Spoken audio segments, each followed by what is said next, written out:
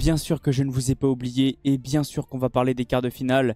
Mais avant tout ça, j'aimerais quand même vous parler de la compétition parce que je trouve que ça commence à devenir très intéressant. Je commence à être de plus en plus hypé et je pense que c'est une bonne nouvelle. Est-ce que vous êtes du même avis? Je ne sais pas. Mais moi je commence à avoir l'impression que ça devient intéressant. Le souci c'est encore les horaires qui sont catastrophiques, la chaleur, la météo tout simplement. Mais sinon à part ça, je commence à prendre du plaisir. Après, est-ce que c'est grâce au match à élimination directe? Peut-être.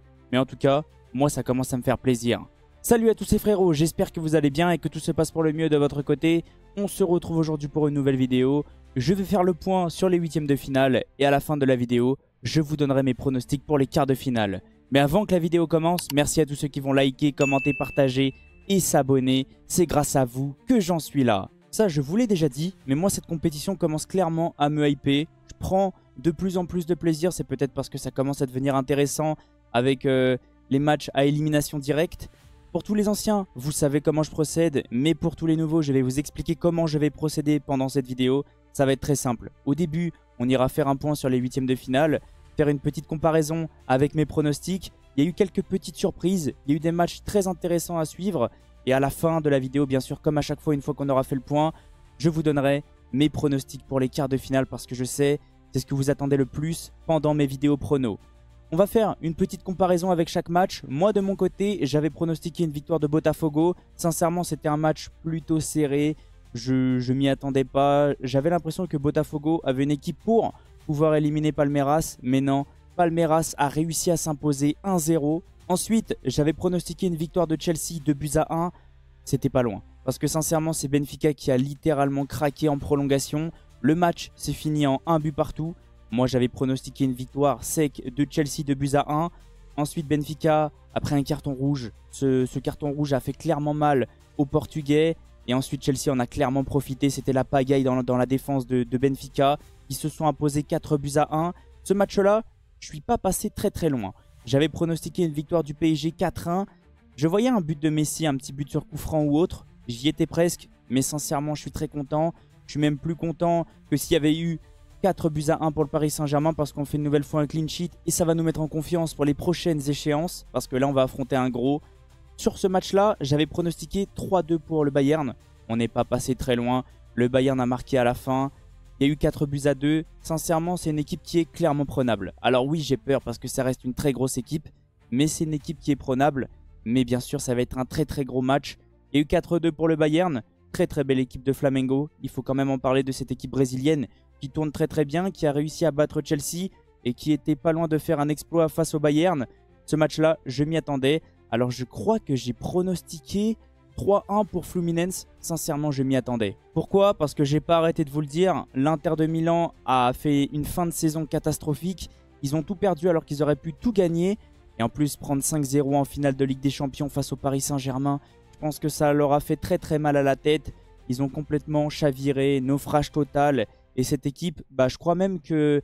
Alors je crois que c'est Lautaro Martinez qui est passé en interview. N'hésitez pas à me reprendre. Il s'est fait interviewer par un journaliste et il l'a clairement dit. Il a l'impression d'être dans une équipe qui n'a pas envie de se battre. Ses coéquipiers n'ont pas envie de se battre et on l'a ressenti contre Fluminense. Fluminense est une très belle équipe, je m'y attendais. On va parler peut-être d'un match historique, un match exceptionnel 4-3 en faveur de Al Hilal face aux hommes de Guardiola. Sincèrement, pour ceux qui n'ont pas regardé le match, c'était un match exceptionnel. Manchester City menait 1-0 et là je me suis dit peut-être que Al Hilal va prendre tarif maison, pas du tout. Ils sont restés concentrés dans le match et c'est la seule fois où ils étaient menés pendant le match. Ensuite, un but partout, 2-1 pour Al Hilal, Manchester City qui revient à 2-2, 3-2 pour Al Hilal, Manchester City qui revient à 3-3 et 4-3 pour Al Hilal. Sincèrement, chapeau au joueur d'Inzaghi qui fait vraiment un travail monstrueux, lui qui est arrivé depuis peu. Il est arrivé juste avant la Coupe du Monde des clubs, sincèrement exceptionnel son travail. Et bien sûr, les hommes de Xavi Alonso ont réussi à se qualifier dans un match plutôt compliqué. J'avais l'impression que c'était des tactiques très similaires, que ça soit la Juve ou le Real. Ils ont joué de la même manière du début jusqu'à la fin. Un 3-4-3, pas de pressing. Le Real un petit peu plus en seconde période, mais à chaque fois qu'une équipe avait le ballon, l'équipe adverse refusait un petit peu le jeu, mettait un bloc très bas, très compact, avec 5 défenseurs, et ça bougeait pas trop. C'était très compliqué en première période. Le Real a réussi à débloquer grâce à un but de Gonzalo Garcia qui fait vraiment une très belle compétition. Il faut en parler de ce jeune. peut-être le profil que le Real cherche depuis un petit moment. Et bien sûr, Dortmund, je crois que là j'avais pronostiqué 3-2 pour le Real. Donc alors, les scores exacts, c'est très compliqué, mais j'ai pronostiqué la bonne équipe. Et là, j'avais pronostiqué 3-1 pour le Borussia Dortmund, ils ont gagné 2-1. L'équipe de Sergio Ramos s'est fait sortir, dommage, parce qu'ils ne sont pas passés loin d'égaliser le Borussia, qui a été dans une grande difficulté pendant tout le match. Pour tous ceux qui n'ont pas regardé, cette équipe de Dortmund, sincèrement, il me dégoûte. C'est vraiment très compliqué dans le jeu. Alors peut-être que ça va s'améliorer de match en match, mais là c'est très très inquiétant. Ils ont réussi à se qualifier. Il va y avoir de très beaux matchs. Palmeiras va affronter Chelsea, le Paris Saint-Germain va affronter le Bayern Munich, Fluminense va affronter Al Hilal. Ce match-là aussi me hype énormément alors qu'il n'y a pas d'équipe européenne. Et le Real Madrid va affronter le Borussia Dortmund. Le côté du tableau du Paris Saint-Germain, c'est la guerre. C'est la guerre. Le PSG va jouer contre le Bayern Munich et il va y avoir le Real qui va jouer contre le Borussia Dortmund. Sincèrement, on peut avoir une demi-finale tout simplement exceptionnelle. Et il ne faut pas sous-estimer l'autre partie du tableau parce que ça reste quand même de très très belles équipes. Deux équipes brésiliennes, Chelsea, sincèrement c'est plutôt pas mal. Et Al Hilal, qu'il ne faut pas oublier, qu'il ne faut pas non plus sous-estimer. Maintenant qu'on a fait le point sur les huitièmes de finale, on va pouvoir se concentrer sur mes pronostics des quarts de finale. Je vais rentrer peut-être un peu plus dans les détails pour chaque match parce que les huitièmes de finale, il y avait énormément de matchs et je voulais pas trop que la vidéo dure longtemps. Là, je vais pouvoir parler, je vais pouvoir vous dire un petit peu qu'est-ce que je ressens. Je vais commencer par la gauche parce que j'ai envie de parler de Palmeiras, Chelsea, de PSG, Bayern. Mais bien sûr, c'est pas l'ordre. Au niveau de l'ordre des matchs, au moment où je vous fais la vidéo, demain, Fluminense va affronter Al Hilal à 21 h. Match à ne pas rater parce que c'est deux très très belles équipes. Deux équipes qui m'ont clairement impressionné. Ensuite, le même jour, mais à 3 h du matin, Palmeiras, Chelsea. Et ensuite, on va pouvoir finir ça en beauté samedi avec à 18 h Paris Saint-Germain, Bayern. Et à 22 h Real Madrid, Borussia Dortmund. Sincèrement, cette journée-là va être tout simplement exceptionnelle. Bien sûr, je vais rentrer dans les détails pour chaque match. Je vais commencer par le match Palmeiras-Chelsea. Ce match-là, j'ai envie de le regarder. Je pense qu'il va y avoir une petite surprise. Sincèrement, je suis dégoûté, je suis déçu de ce que propose Chelsea depuis le début de la Coupe du Monde des clubs et même depuis quelques années. Ils recrutent énormément, ils empilent les joueurs, mais sincèrement dans le jeu, je trouve que c'est incohérent, il n'y a rien qui va. Quand Palmer et Neto ne sont pas sur le terrain, c'est une catastrophe dans le jeu, il n'y a pas de joueur qui arrive tant que ça à organiser le jeu. Jackson en numéro 9, pour moi c'est un braquage, Villarreal a réussi à le vendre. Alors il est pas nul, je trouve que c'était trop tôt. C'est un peu comme Barry à Everton. Je pense que ces joueurs-là auraient dû rester peut-être une année en plus à Villarreal pour progresser et pour pouvoir s'améliorer. Parce que là, je trouve qu'il est un petit peu perdu à Chelsea. Même s'il arrive à marquer, je le trouve très moyen. Je suis pas fan du joueur. Défensivement, c'est très très bancal. Il n'y a rien qui va. Je suis pas très très fan de Malo Gusto. Je suis pas très fan de comment il est utilisé. La charnière, pareil, c'est bancal. Le milieu, je suis pas fan. Peut-être un ou deux qui sortent du lot et encore. Sincèrement, cette équipe-là me déçoit énormément et je vais prendre un petit risque. Je vois le match se finir en 2 buts partout et je vois Palmeiras se qualifier en prolongation 3-2. Cette équipe-là, faut absolument pas la sous-estimer. Je pense que c'est une équipe un petit peu comme Flamengo qui est capable de venir déranger Chelsea et je pense sincèrement qu'ils ont clairement les moyens pour venir à bout de cette équipe de Chelsea et de les sortir carrément. Maintenant, on va parler du match qui hype tout le monde. PSG, Bayern Munich. Ce match-là me fait peur entre guillemets, oui et non. Et je vais m'expliquer pourquoi. Parce que sincèrement, si le PSG se qualifie, je vais être heureux. Comme d'habitude, hein, bien sûr, quand le Paris Saint-Germain gagne, je suis heureux. Mais par contre, si on se fait sortir, alors oui, ce sera un petit peu négatif, mais pas tant que ça. Parce que pour moi, les joueurs du Paris Saint-Germain ont clairement besoin de se reposer. Les gars, ils enchaînent énormément depuis le début de la saison. Ils ont participé à toutes les compétitions du début jusqu'à la fin.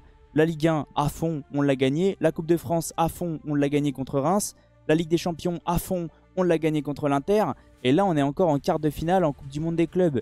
Il y a des équipes qui commencent à peine la reprise, les préparations pour la prochaine saison. Et nous, on n'a même pas encore terminé notre saison.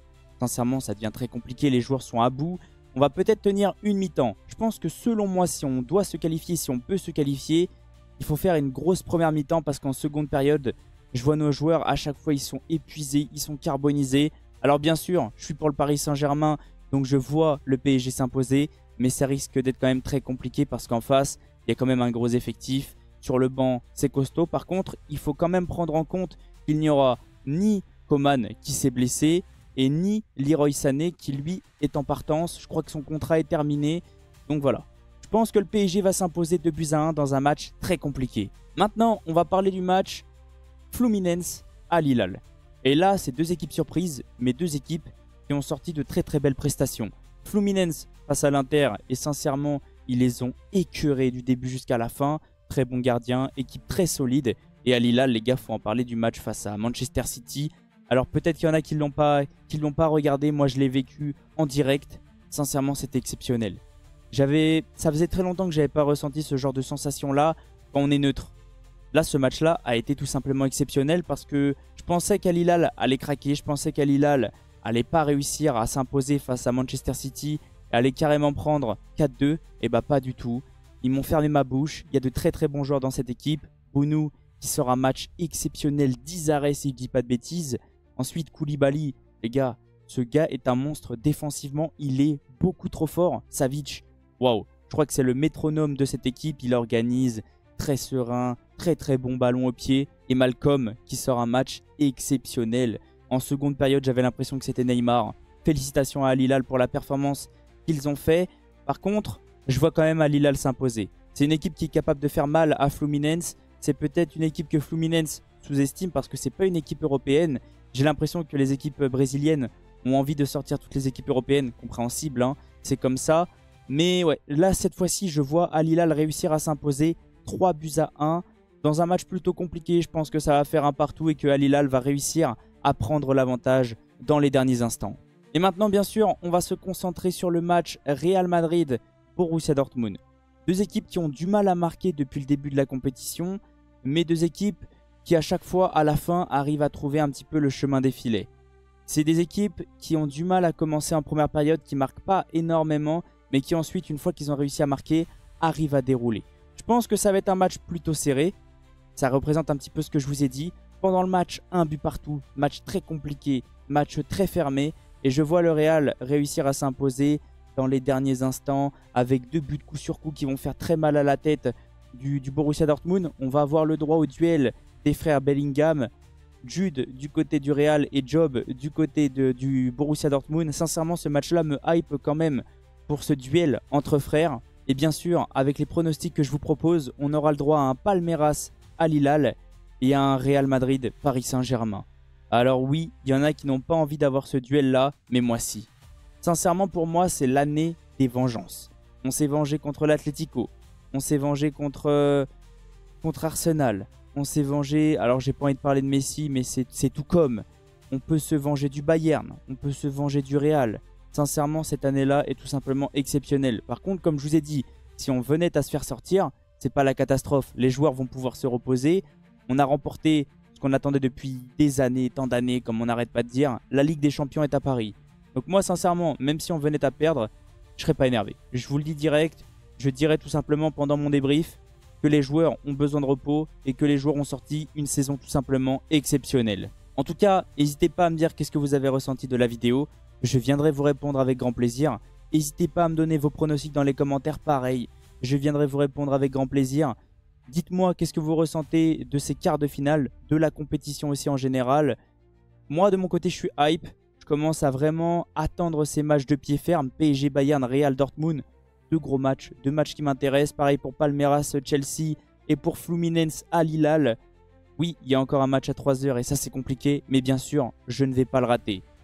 Passez une excellente journée ou une excellente soirée en fonction de quand vous allez regarder la vidéo. Et on se retrouve très vite. Ciao les potes!